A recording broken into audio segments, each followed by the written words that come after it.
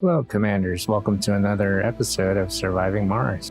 As you can see here, I'm clearing the area. This particular video is going to be about different transport options. Option that we explore is a flying transport, one that we unlock later in the game.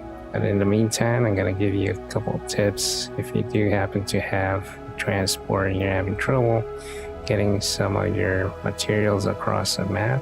Sometimes a drone, if it's beyond the reach of the drone hub, they don't know what's beyond the drone hub.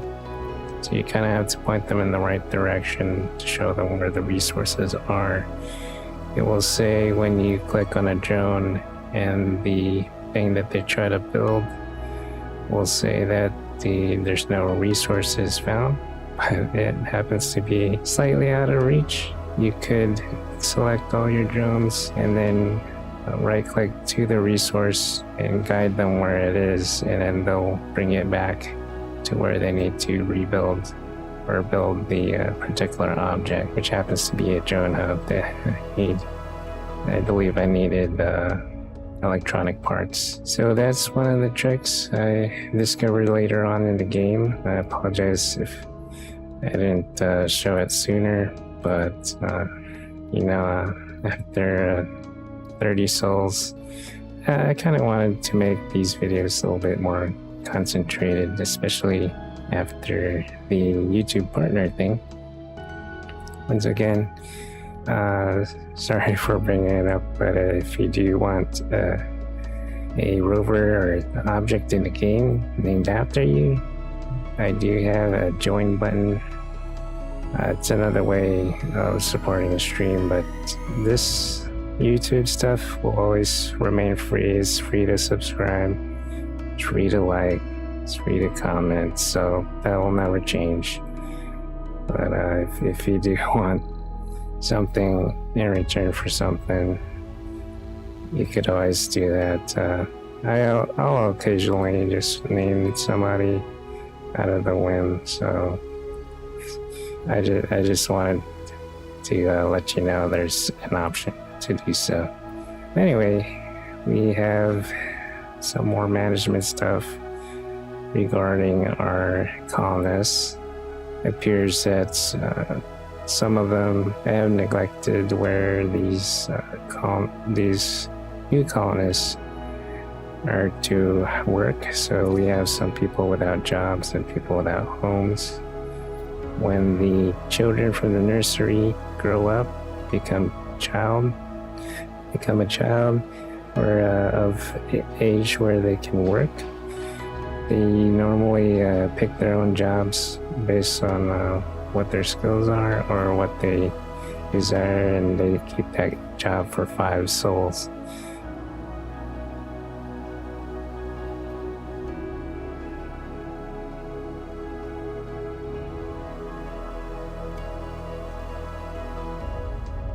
But what we can do regarding that, you can individually assign them. Sometimes they live in a faraway dome or a dome away, and you want to direct them to where they can be closer. In a particular scenario regarding a wrong address, I decided to be the nice guy and made the choice to tell them where their package was sent, because you all know how it feels to lose a package and it's your neighbors and you know who's it addressed to. You can't find it in my heart to not give it to where it belongs. So that one, I tried to do the right thing. And one of our missions was a meteor storm. We sent a payload up to bring us some meteors to blow it up, and now it's coming down our way and actually punctured one of our domes. It's coming after our rovers. One actually destroyed one. I don't think I have a clip. I was looking all over for it. It's probably in a separate video. That definitely does happen. As we do that mission, you gotta be careful of that. They become increasingly targeted. I guess they come closer towards your base, especially as you expand. So as you can see, I've been plotting different drone hubs across the grid, different spots and strategic sectors that cover 120 degrees of where the next drone hub is, so that we have signal for maintenance purposes, as well as just keeping things redundant just in case something goes wrong. So we're doing a bit of progress here regarding our colonists. We eventually reach over 50 colonists. I keep thinking about the future challenge that we're going to do regarding just having a single passenger rocket and trying to have everybody become a Martian born. Because if you're looking at some of the perks or the things that you get in the tech tree, a lot of the Martian stuff, if you're Martian born, you have a innate ability to adjust to the planet because it's where you were born.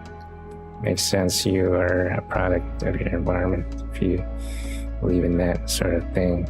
It reminds me of when I went to psychology class and kind of had to dust off my old books to see where this was discussed. But anyway, things are going pretty well. Our research points are definitely slowly being purchased, which reminds me I need to train more scientists. There is an option I mentioned before, you could retrain. There's a Mars University right behind that education spire that I have. And it's, for now, is training 2 people at a time, because the unspecialized people are kind of integral to keeping the grocery stores and the diners populated. Later on in the game, it becomes difficult because everyone wants to retrain, and that proves to be kind of arduous, trying to balance, because people will want to retrain on their own based on a need.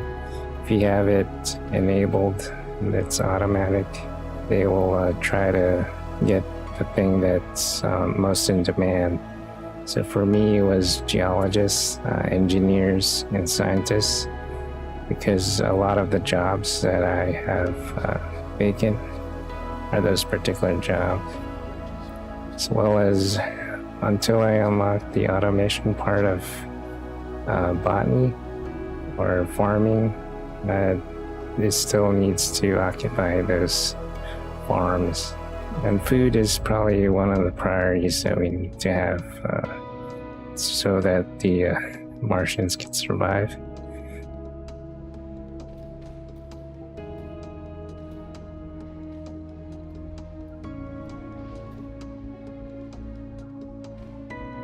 And that's one of the things that I do. So as far as expansion goes, I'm going slowly across the map.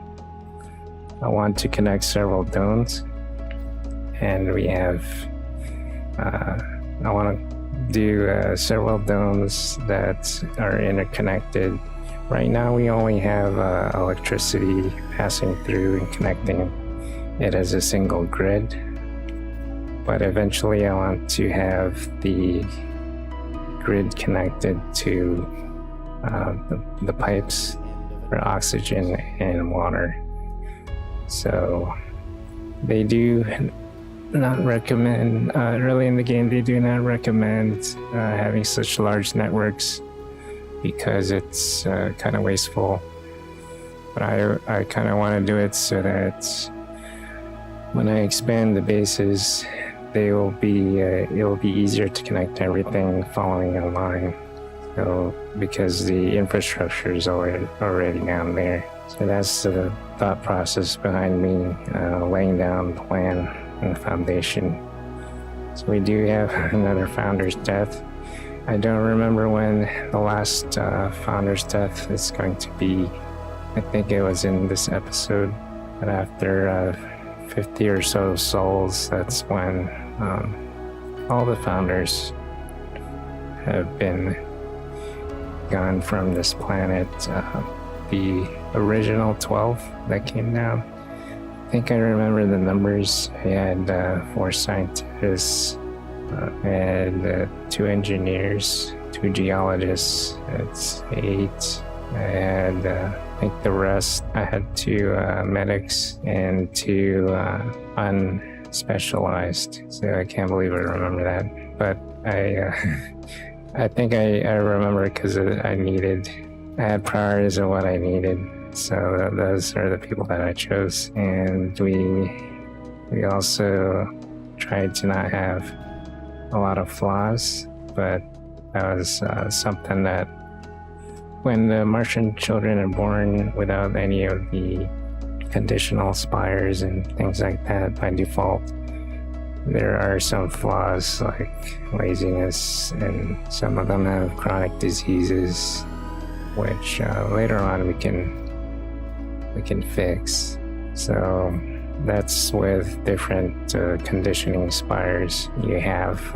There's actually one in a later episode that heals chronic illnesses due to breakthroughs in our medical technology.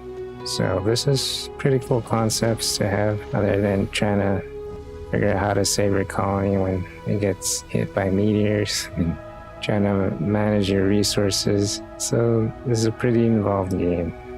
Also, as part of Space Y in the Inventor category, we are given these things called solar arrays, so I'm trying to explore that option. And we have a scenario regarding to choose with different resources that we need to get. So I chose to get the one that's most profitable. It's what do you call it? The special metals that we need to get, rare metals we need to mine, which, by the way, the geologist is probably the most stressful group, or the group that works the most stressful jobs down here, other than the engineers too. Many factory workers here in Mars have a pretty tough time. It's a lot of manual work, as well as you need to know what you're doing. So there's, speaking of other traits, if you do have the idiot trait as something that you have to be conscious about, because if you have them hired in a factory, it will most likely break down because they don't know what they're doing, obviously. So that's one of the things that in the game, it's an interesting feature, having consequences to the choices that you make, which makes it all that interesting, thinking about how we're going to colonize Mars as a human species. It's pretty exciting, pretty daunting. I hope to see you guys in the next episode. Like episodes like this, hit the like button. You can also subscribe, and you can also hit the join button if you want something named after you. This is John Nezodam signing out. Take care, stay safe. I'll see you in 3 days. And remember, you're essential.